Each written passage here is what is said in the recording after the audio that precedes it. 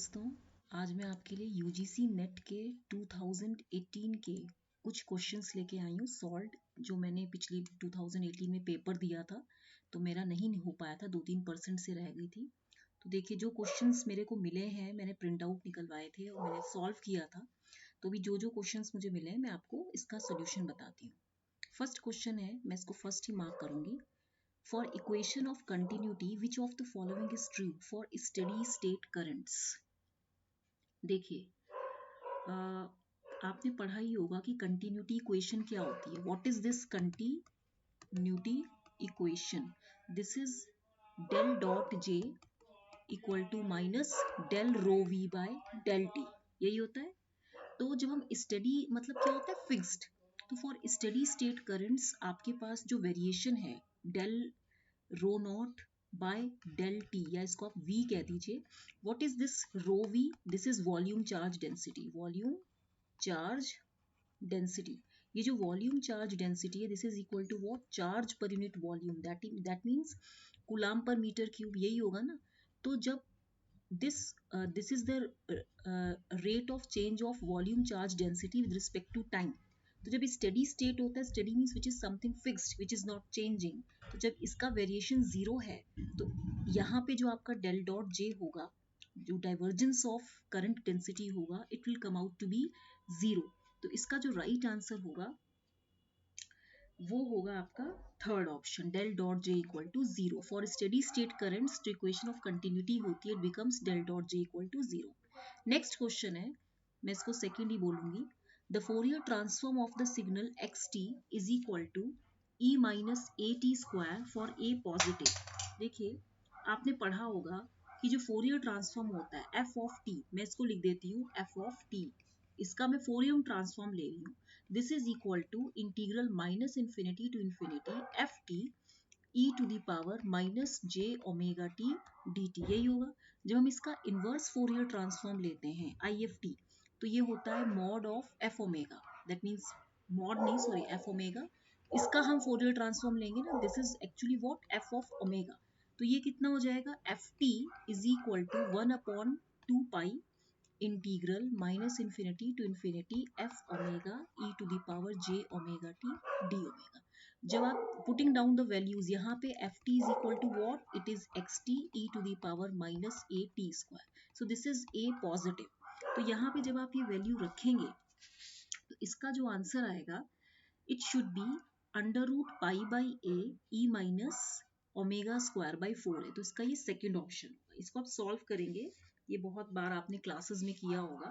तो इसका जो होगा, नहीं रुकिए, E minus under root pi, नहीं, ये under root pi by A आएगा। इसका ये फोर्थ ऑप्शन होगा। I am sorry, it will come out to be under root pi by A. Under root pi by omega नहीं होगा, it will be under root pi by A. This is what? क्योंकि print out लिया था under root pi by A E minus omega square by 4a। ठीक है, तो इसका fourth option होगा। नेक्स्ट क्वेश्चन है, इस क्वेश्चन को देखते हैं। An exact position of Fermi level in an n-type semiconductor is। देखिए, पहली बात तो Fermi level क्या होता है? What is this Fermi level? Fermi level is an energy state having probability half of being occupied of an electron, half of being occupied by an electron if there is no, if Eg is zero, if there is no forbidden band existing। That means आप ये भी कह सकते हैं कि energy of the fastest moving electron at 0 degree Kelvin is the Fermi energy level. ठीक है, हम ये भी कहते हैं, आपने पढ़ा भी होगा ये, कि जो फर्मी डिरैक, ये एफ ऑफ ई क्या होता है? ठीक है, ये फर्मी डिरैक फंक्शन होता है। It gives us the probability that the available energy state E जो होता है, जो अवेलेबल एनर्जी स्टेट ई होता है, it will B occupied by an electron at absolute temperature T under conditions of thermal equilibrium। तो f of E क्या है? Fermi Dirac function है। This is what? This is Fermi Dirac function and this is equal to what? इसका formula होता है 1/1 plus e to the power e minus E F by K T, यही formula होता है, right? EF is what? Fermi energy level है, K is Boltzmann constant and T is the absolute temperature in Kelvin।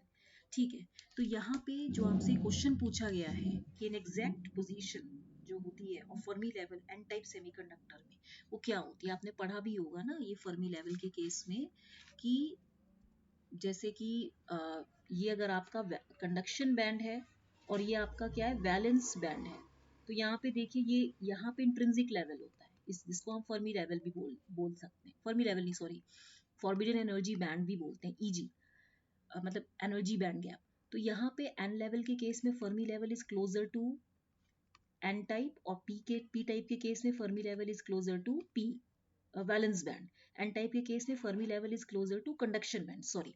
तो यहाँ पे जो इसका ये फॉर्मूला बेस्ड क्वेश्चन है, तो ये इसका राइट आंसर होगा E F is equal to E C minus K T L N N C by N D. N C क्या होता है, N C is the density of states in conduction band और N D क्या होता है, donor concentration, this is what, donor concentration. ठीक है, next question है आपका, फोर्थ क्वेश्चन है, इफ डेंसिटी ऑफ स्टेट्स, ये बहुत इंपॉर्टेंट टॉपिक है, इस पे क्वेश्चंस नेट पे हमेशा आते हैं, if density of states in conduction band and density of states in valence band are not equal then the Fermi level in intrinsic semiconductor is. देखिए आपको ये पता होना चाहिए कि intrinsic semiconductor it lies between the intrinsic semiconductor जो होता है ये क्या होता है, जिसमें कि नो डोनर इम्प्योरिटी कंसंट्रेशन और acceptor impurity concentration is added, means no impurities are added, ये बिल्कुल प्योर स्टेट होती है सेमीकंडक्टर की, नो इम्प्योरिटीज। दैट मींस जो फर्मी लेवल होता है this is equal to E C plus E V by 2 and minus K T L N of N C by N V, यही होता है ना। तो आप देखिए EC क्या है, it is the lowest energy level of conduction band, EV क्या है, highest, EV is the highest energy level of valence band and EC is the lowest energy level of conduction band. NC क्या है, density of states in conduction band और NV क्या है, density of states in valence band. ठीक है, तो इसीलिए इसका अब out of the given option इसका C option, third option is the right answer, क्योंकि फॉर्मूला बेस्ड है। नेक्स्ट क्वेश्चन है, फिफ्थ क्वेश्चन है, इन एन एनपीएन ट्रांजिस्टर, जैसे इसने बोला है ऑपरेटिंग इन सैचुरेटेड मोड, ठीक है, in an NPN transistor operating in saturated mode, इसने क्या बोला है कि the output voltage VCE is equal to, अब इस केस में आप देखिए इसका क्या आंसर होगा, इसने बताया है कि ये ग्रेटर देन ट्वाइस VB होगा या लेस देन VBE होगा, कैसे कैसे चलेगा। इस केस में आप देखिए इसका जो राइट आंसर होगा वो होगा लेस देन VBE, क्योंकि एनपीएन ट्रांजिस्टर ये है ना आपका NPN, ठीक है, ये आपका क्या है, बेस है, ये एमीटर है और ये कलेक्टर है। सो operating in saturated mode means जब आपके दोनों एमीटर बेस जंक्शन एंड जो आपके कलेक्टर बेस्ड जंक्शन होते हैं when both are forward biased, तभी तो ये सैचुरेटेड मोड में होगा। तो आउटपुट वोल्टेज VCE क्या होगी, देखिए ये हमेशा याद रखिए कि अगर इफ, मैं कंडीशन बता देती हूँ, IB is greater than IC sat upon beta, अगर ये कंडीशन है देन ट्रांजिस्टर जो होता है it operates in saturation region, that means आप कह सकते हैं कि IC sat should be less than beta times of IB, beta is what, current gain, ठीक है, और जो आपका IC होता है this is equal to VCC minus VCE upon RC, ठीक है, यही होता है ना। तो सैचुरेशन में क्या होगा, सैचुरेशन में हम VCE को जीरो लेंगे ना, in saturation mode VCE should be zero in saturation mode, लेकिन ये अगर सैचुरेटेड मोड में है तो जो आउटपुट वोल्टेज होगा it should be less than VBE, यानी कि 0.7 वोल्ट होता है VBE, तो यानी कि जीरो है तो 0.7 से तो कम ही है ना। तो इसीलिए इसका जो होगा आपका जो होगा इसका सेकेंड ऑप्शन होगा, ठीक है। नेक्स्ट क्वेश्चन है आपका, सिक्स्थ क्वेश्चन है, the positive RF peaks of an amplitude modulated voltage rise to a maximum value of 12 volt and drop to a minimum value of 4 volt. The modulating index assuming single tone modulation is C.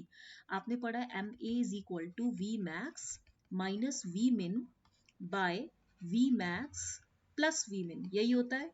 तो आप इसको कैसे लिखते हैं, V max is 12, V min is 4, 12 plus 4, यही होता है, formula based question है ये, देखिए इतना इजी है। This is what, this is 8, this is 16, तो 1/2, तो आपका जो राइट आंसर आएगा वो 1/2 आएगा, ओके। और अब ये वाला क्वेश्चन है, ये वाला क्वेश्चन आपका होमवर्क है, ये आप लोग करके बताएंगे, दिस इज योर होमवर्क, ये मुझे ये इंपॉर्टेंट क्वेश्चन है, फॉर्मूला बेस्ड क्वेश्चन है, ये आप करके बताइए। टिल देन मुझे बताइए ये आगे कराऊं कि ना कराऊं, क्योंकि व्यूज आते नहीं है, तो मैंने हफ्ते में 3 ही वीडियोस डालना शुरू किए हैं। मेरे पास बहुत सारे टॉपिक्स हैं, ठीक है। तो मैं नई भी हूँ, इसलिए मुझे सॉफ्टवेयर का भी इतना आइडिया नहीं है। मेरे पास कैम स्टूडियो है, तो मैं उसी से चला रही हूँ काम। बाकी मुझे ये जो हाई लेवल के वीडियोस बनाते हैं, इन लोगों को प्रैक्टिस दी जाती है या कहीं से ट्रेनिंग होती है, तभी ये लोग इन लोगों का सॉफ्टवेयर अच्छा होता है। मेरे में कभी आवाज़ स्लो आती है, इट्स ओके, लेकिन मैं आपको आंसर भी बताती हूँ, साथ में लिखती भी हूँ, ठीक है। तो till then like share and subscribe करना मत भूलिएगा। Thank you.